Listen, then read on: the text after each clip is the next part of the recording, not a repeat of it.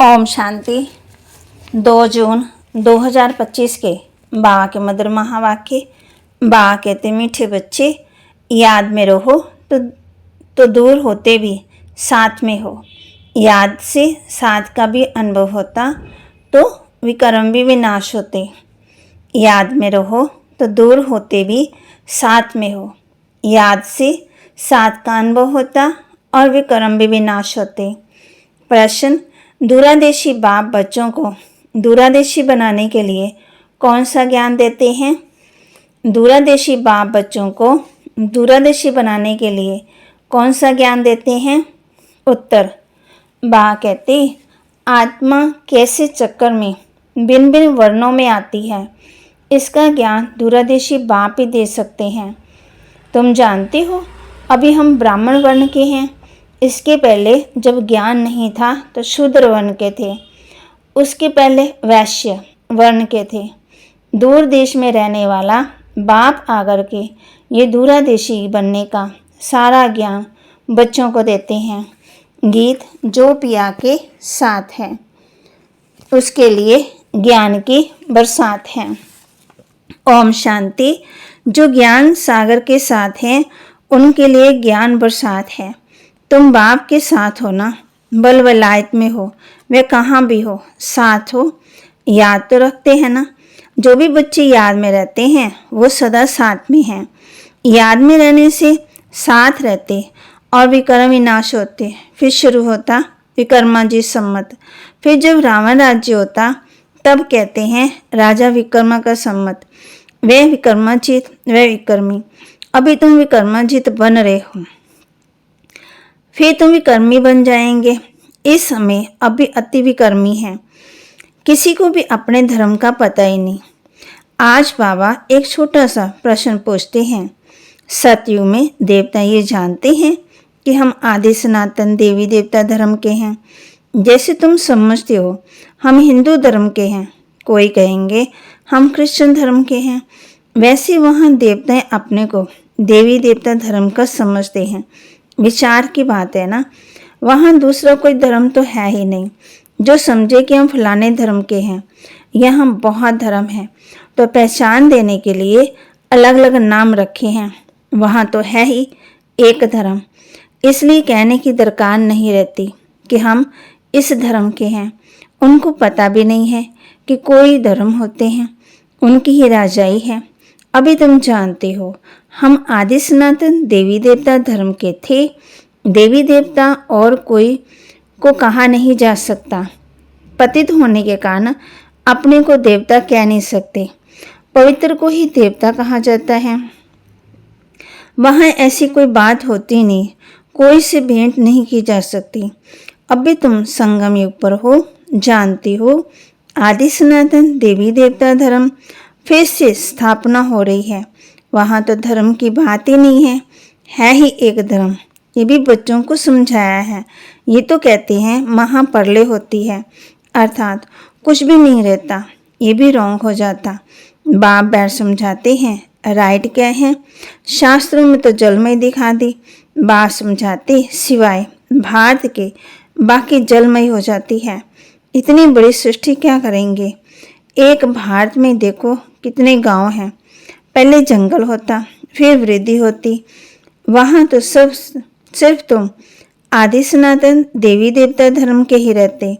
ये तुम ब्राह्मणों की बुद्धि में है। बाबा धारणा करा रहे हैं। अभी तुम जानती हो उन से उन शिव बाबा कौन है, उनकी पूजा क्यों की जाती है, अकादि के फूल क्यों चढ़ाते हैं। वह तो निराकार है। कहते हैं नाम रूप से न्यारा है, परंतु नाम रूप से न्यारी कोई चीज होती नहीं है। तब क्या है, जिसको फूल आदि चढ़ाते पहले पहले पूजा उनकी होती, मंदिर भी उनके ही बनते। क्योंकि भारत की और सारी दुनिया के बच्चों की सर्विस करते। सर्विस को ही मनुष्यों की ही सर्विस की जाती है। इस समय तुम अपने को देवी देवता धर्म के नहीं कहला सकते। तुमको पता ही नहीं था ना कि हम देवी देवता थे। फिर अभी बन रहे हैं, अभी बाप समझा रहे हैं तो समझना चाहिए ना। ये नॉलेज सिवाय बाप के और कोई दे न सके। उनको ही कहते हैं ज्ञान का सागर, नॉलेजफुल। गाया भी हुआ है, रचता और रचना के ऋषि मुनि आदि कोई नहीं जानते, नेति नेति करते गए। जैसे छोटे बच्चे को नॉलेज है क्या, जैसे बड़े होते जाएंगे बुद्धि खुलती जाएगी, बुद्धि में आता जाएगा विलायत कहाँ है, ये कहाँ है। तुम बच्चे भी पहले इस बेहद की नॉलेज का कुछ भी पता नहीं था, जानते नहीं थे। ये भी कहते हैं बल हम शास्त्र आदि पढ़ते थे, परंतु समझते कुछ भी नहीं थे। मनुष्य इस ड्रामा के एक्टर हैं। सारा खेल दो बातों पर बना हुआ है, भारत की हार और भारत की जीत। भारत में सतयुग आदि के समय पवित्र धर्म था, इस समय है अपवित्र धर्म। अपवित्रता के कारण अपने को देवता नहीं कह सकते, फिर श्री श्री नाम रखा देते हैं, लेकिन श्री माना श्रेष्ठ, श्रेष्ठ कहा ही जाता है पवित्र देवताओं को। श्रीमद् भगवानोवाच कहा जाता है। अब श्री कौन? जो बाप के सम्मुख सुनकर श्री बनते हैं, जहाँ उन्हें अपने श्री श्री कहलाया अपने को। बाप के कर्तव्य पर जो नाम पड़े हैं वह भी अपने ऊपर रखा दिए हैं। ये सब है रोजगारी। बाप भी कहते हैं बच्चे एक बाप को याद करो, यही वशीकरण मंत्र है। तुम रावण पर जीत पहन जगत जीत बनते हो। घड़ी घड़ी अपने को आत्मा समझो। ये शरीर तो यहाँ 5 तत्वों का बना हुआ है, बनता है, छूटता है, फिर बनता है। अब आत्मा तो अविनाशी है, अविनाशी आत्मा को भी अब अविनाशी बाप पढ़ा रहे हैं संगम युग पर। बल कितने भी विघ्न आदि पड़ते हैं, परंतु माया के तूफान आते हैं। तुम याद की याद में रहो। तुम समझते हो हम ही सतो प्रधान थे, फिर तमो प्रधान बने। तुम्हारे में भी नंबरवार जानते हैं। तुम बच्चों की बुद्धि में है, हमने ही अब पहले पहले भक्ति की। जो जिसने पहले पहले भक्ति की है उसने शिव का मंदिर बनाया, क्योंकि धनवान भी वह होते हैं। बड़े राजा को देख और भी राजाएं और प्रजा भी करेंगे। ये सब है डिटेल की बातें। 1 सेकंड में जीवन मुक्ति कहा जाता है, फिर इतने वर्ष लग जाते हैं समझाने में। ज्ञान तो बहुत है, उसमें इतना टाइम नहीं लगता जितना याद की यात्रा में लगता है। पुकारते भी हैं बाबा आओ, आकर के हमको पति से पावन बनाओ। ऐसे नहीं कहते कि बाबा हमें विश्व का मालिक बनाओ, सब कहेंगे पति से पावन बनाओ। पावन दुनिया कहा जाता है सत्युग को, इनको पति दुनिया कहेंगे। पति दुनिया में रहते हुए भी अपने को समझते नहीं है, अपने प्रति घृणा नहीं रखते। तुम किसके हाथ का नहीं खाते हो तो कहते हैं हम अशुद्ध हैं, हम ये हैं। अरे तुम खुद ही तो कहते हो ना पति तो सब है, तुम कहते भी हो तो हम खाएं, जो खराब चीज है वो क्यों खाएं। बाप कहते हैं ये विकार तुमको आदि मध्यंत दुख देता है, परंतु इनको पॉइजन समझते थोड़ी हैं। जैसे अमली अमल के बिना रह नहीं सकता, शराब की आदत के बिना शराब बिगड़ रह न सके।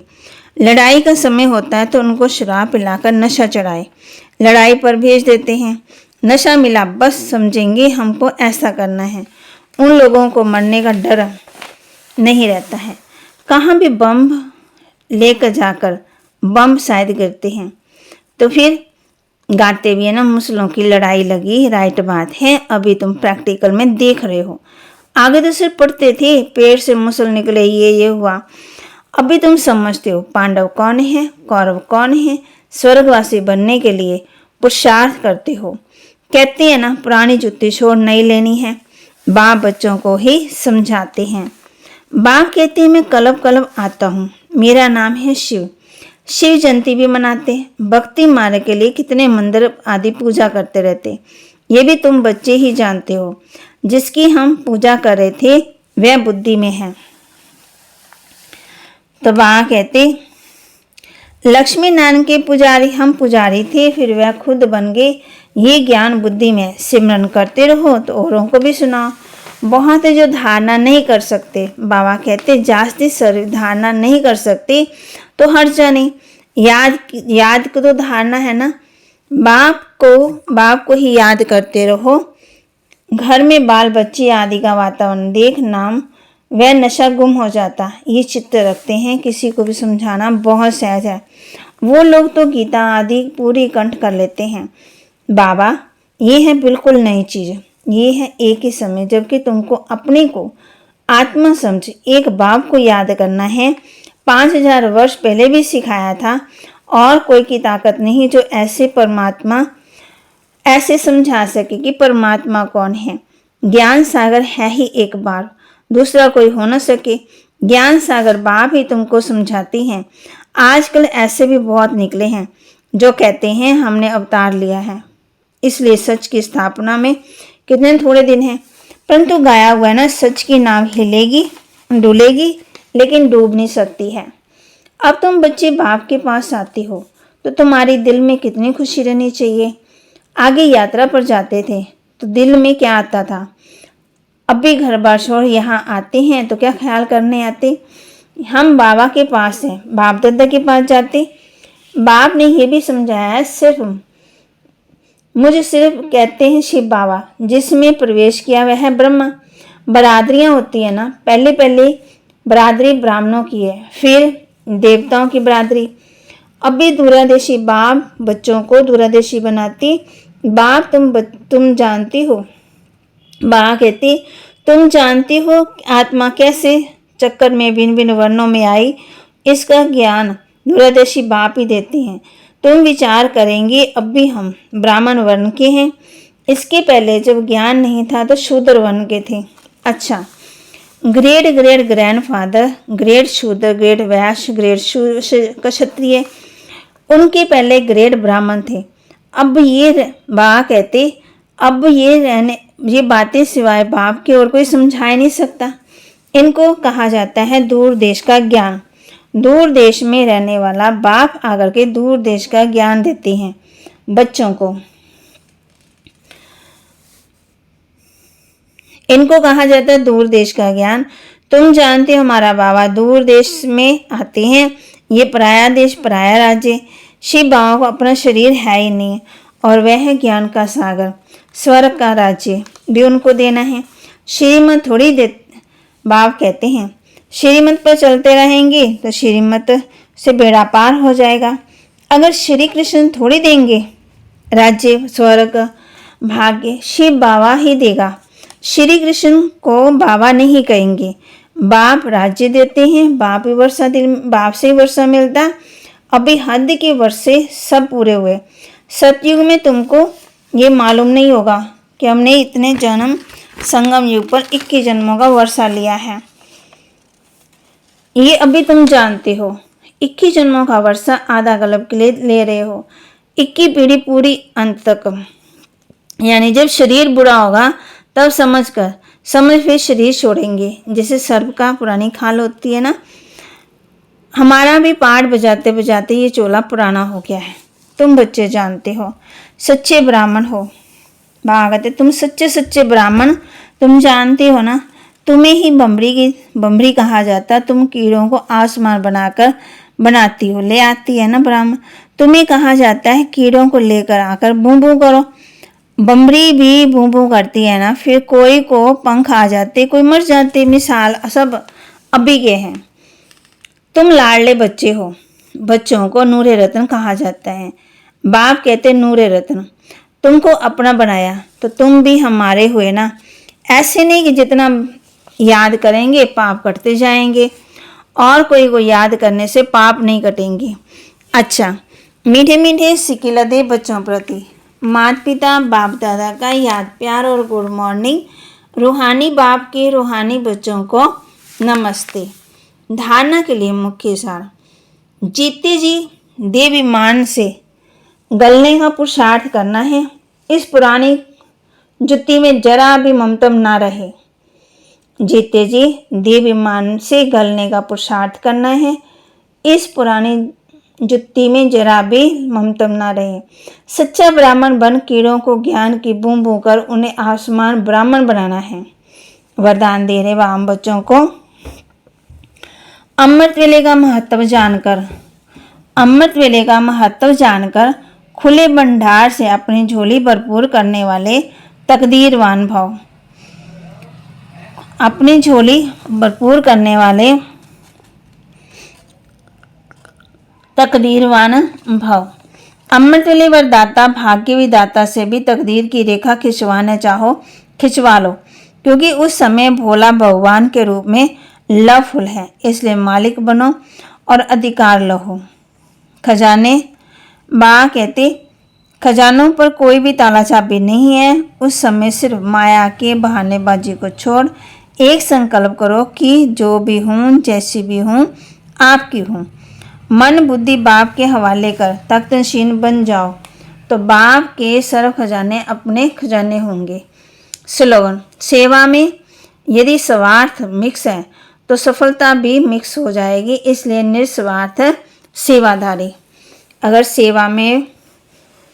सेवा में यदि स्वार्थ मिक्स है तो सफलता भी मिक्स हो जाएगी, इसलिए निस्वार्थ सेवाधारी बनो। अव्यक्त इशारे। आत्मिक स्थिति में रहने का अभ्यास करो, अंतर्मुखी बनो। ऐसा कोई भी ब्राह्मण नहीं होगा जो आत्माभिमानी बनने का पुरुषार्थ ना करे, लेकिन निरंतर आत्माभिमानी बनने से जिससे कर्मेंद्रियों के ऊपर संपूर्ण विजय हो जाए, हर एक कर्मेंद्रियां सतो प्रदान स्वच्छ हो जाएं, देह के पुराने संस्कार और संबंध के रूप संपूर्ण मर्जीवा हो जाएं, इसके लिए अंतर्मुखी बनो और इसी पुरुषार्थ से ही नंबर बनेंगे। तो बाबा के महावाक्य को लाइक करें, शेयर करें और सब्सक्राइब करें और अपने जीवन में धारण भी करना है। और बाबा ने कहा है कि खजानों पर कोई भी ताला चाबी नहीं है, फिर आप पे लाला नहीं चाबी। ओम शांति।